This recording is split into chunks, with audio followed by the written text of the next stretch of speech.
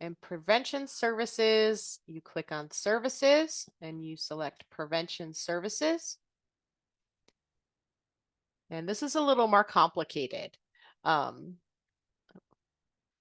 Before I enter a record, you do want to check these lists. Now, your agency list, we've already talked about this, but just a refresher, that clicking that button, I'm going to back, will take you directly to the same place as you would if you were to click here, Manage Lists Agencies, or I can click Manage Agencies Partners, and I see all my agencies, and they will be displayed on the prevention services page when you have is prevention partner is yes here.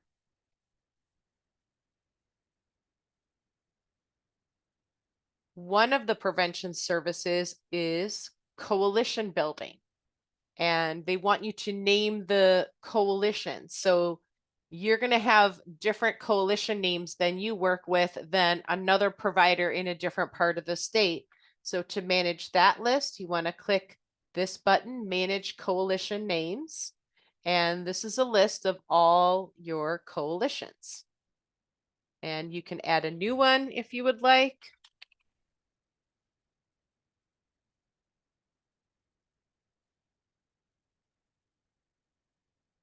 Whoop.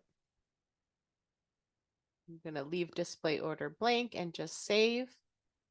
So now I have added this coalition, and I only have 5 coalitions listed here. There is a none because not always is there an actual specific coalition linked to your coalition building service. So that will be an option for you.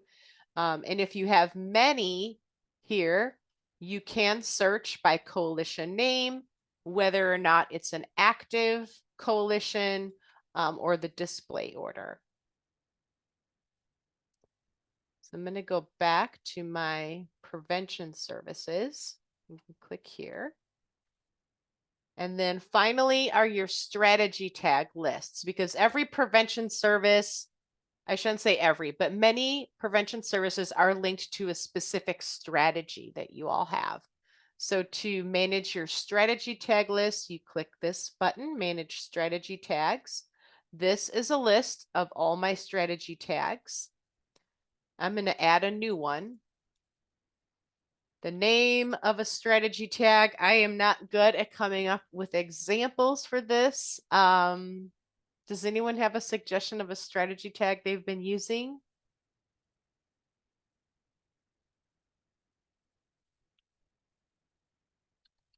Okay, I'm just going to make one up then. And I have no idea how realistic this is. Strategy to improve survivor healthcare. Purpose, I guess that's pretty clear. Improve survivor healthcare. SEM level. Also, I forgot to mention earlier, InfoNet has hover help in all the fields. So if you hover over any of the field labels, you will see a little bit more details on what that field contains, sometimes additional instructions. SEM level. It doesn't remind me what SEM level stands for.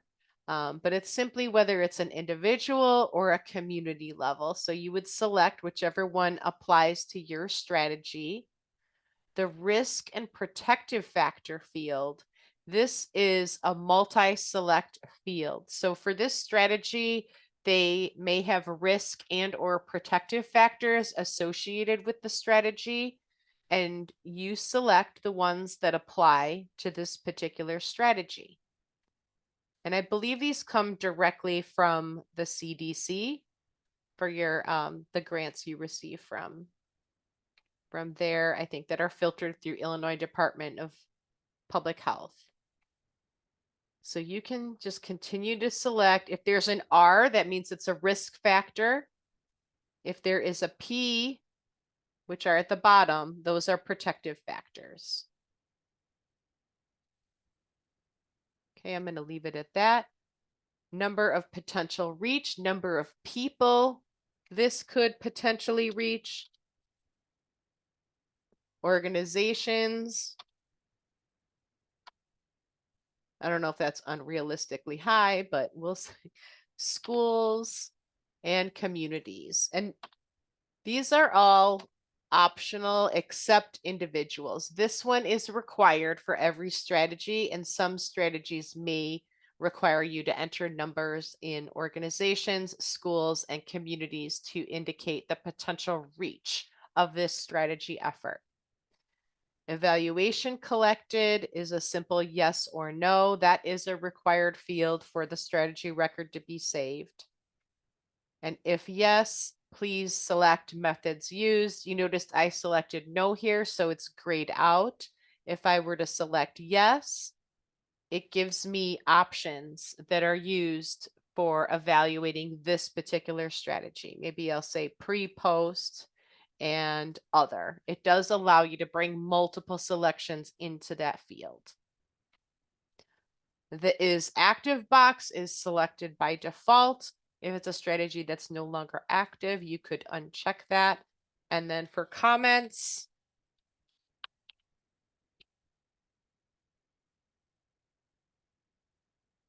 what I would just describe more about that strategy that you think is important to know for your teammates. I'm just going to say efforts with all community healthcare orgs to improve services to survivors.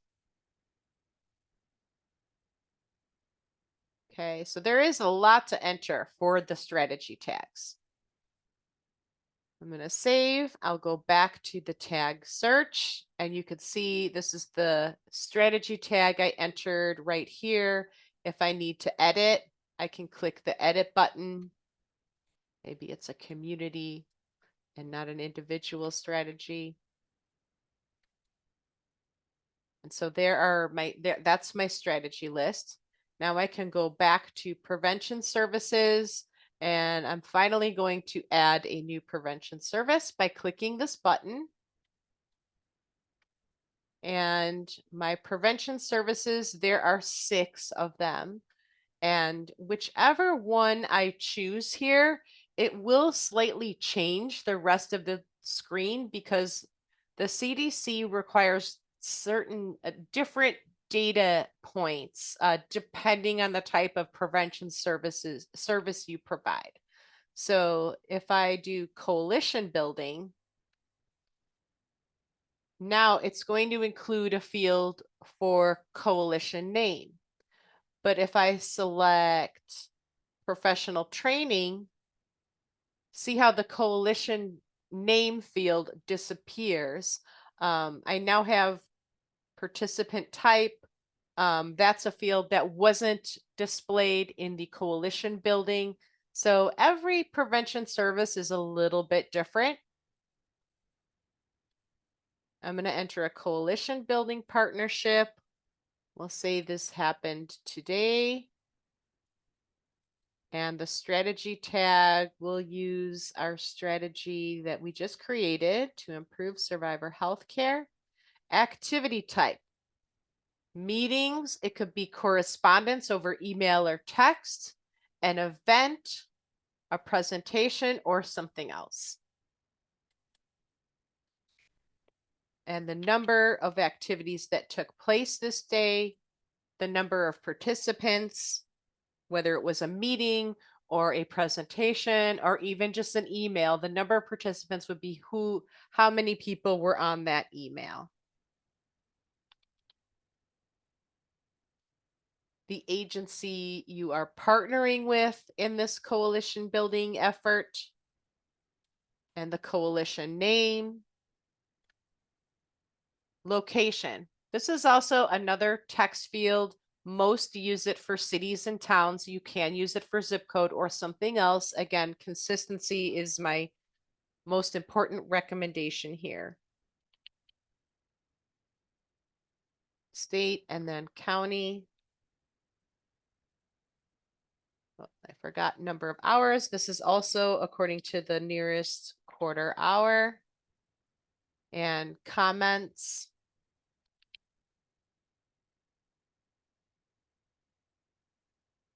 We'll say presentation on the importance of SANES. And then finally, which staff provided this service? 2.5. We'll give her some prep hours and some travel. And you can enter more than one staff, but I'm going to leave it at one for this example. To enter more staff, you would just click the Add New Staff button. And I'm going to save my prevention service.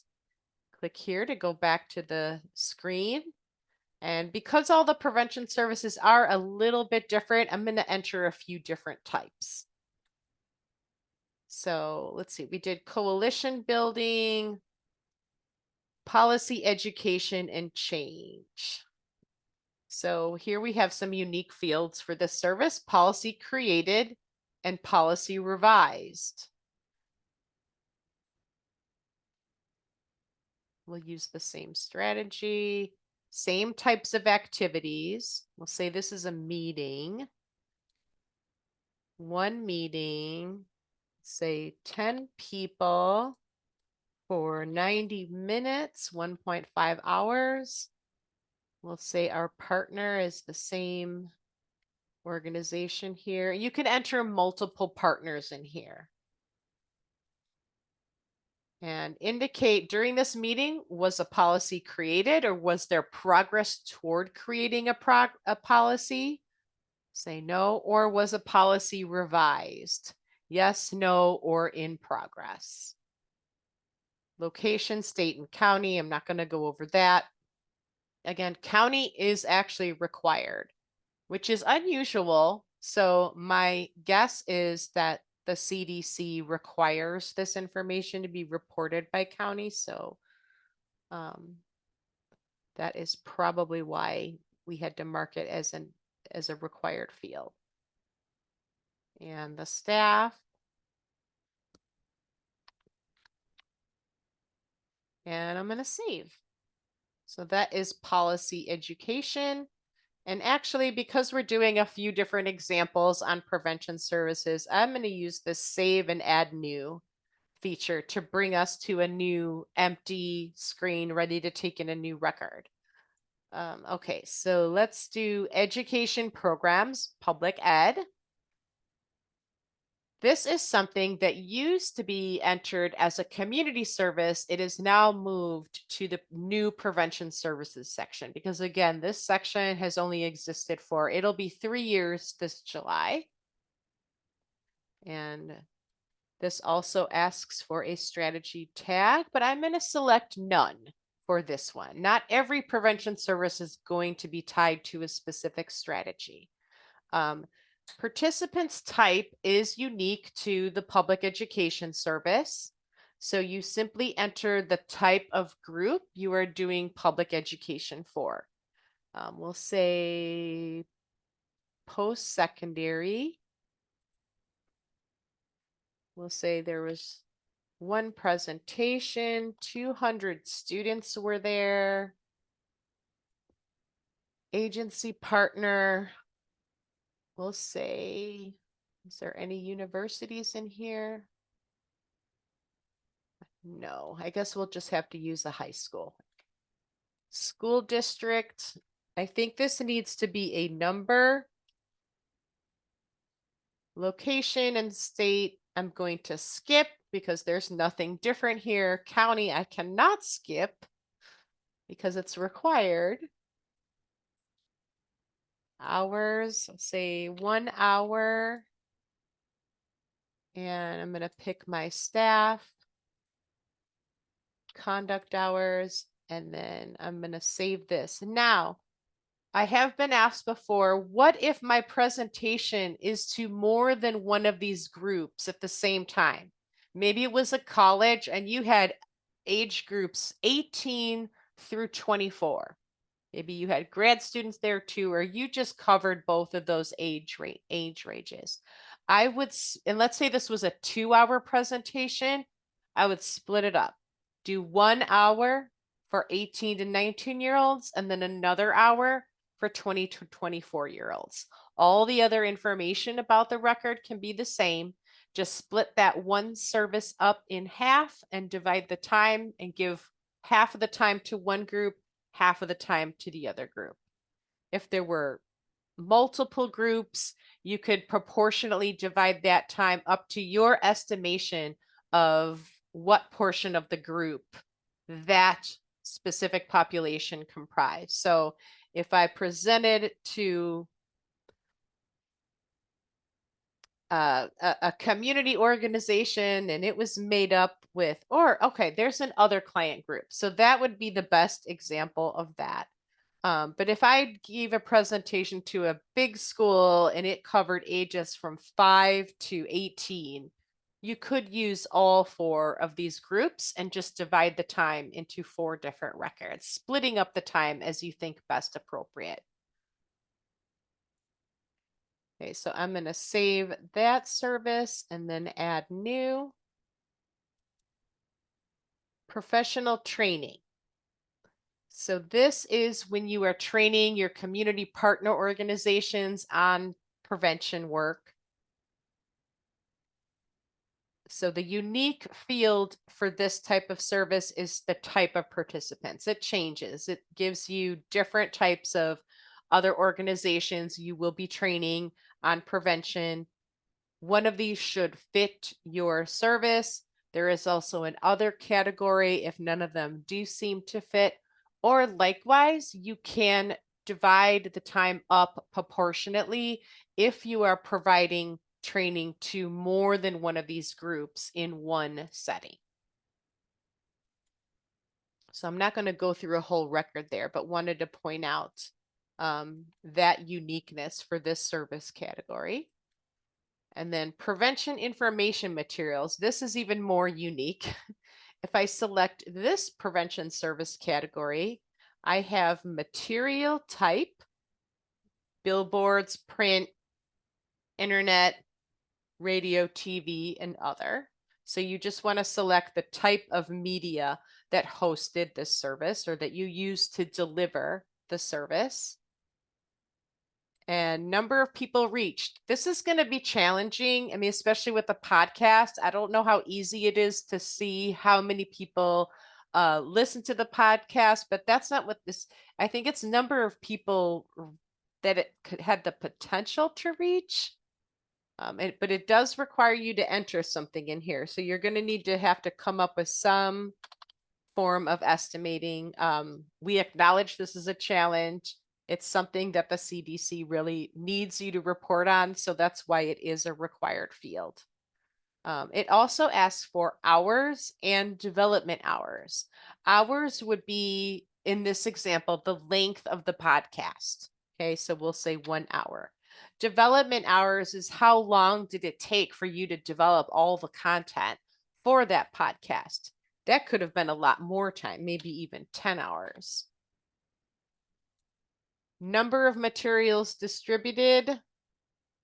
This for a podcast wouldn't apply, but you have to enter a number in here. Actually, I think it would apply. You just want to enter 1 because the output was 1 podcast.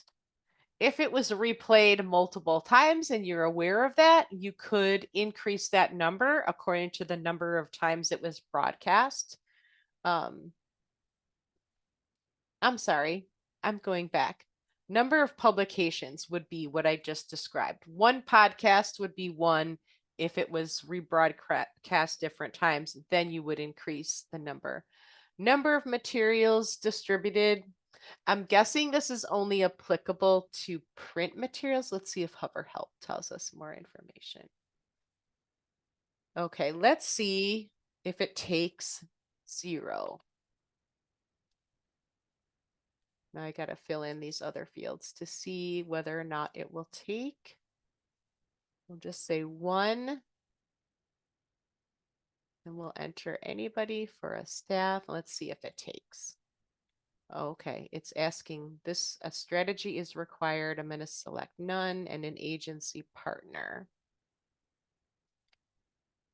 All right, that is required. That I knew.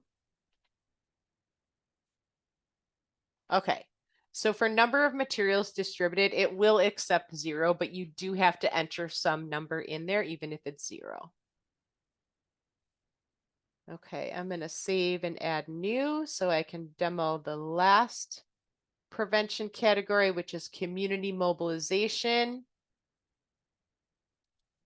We'll enter the date. Again, it wants a strategy tag. So actually the strategy tags are required for any type of prevention, but you have none as an option. Activity type, activity name. This is required too. So for community mobilization, they must require you to always provide the activity name. I'm just saying meeting to mobilize the community. Number of activities or meetings. Number of participants, we'll say 15 for 1 hour. Need to enter some partners or at least one. Number of groups or organizations leading, we'll say 1. And for the county, Bloomington is in McLean, so we'll say that. And we will have to enter a staff and some conduct hours. Okay.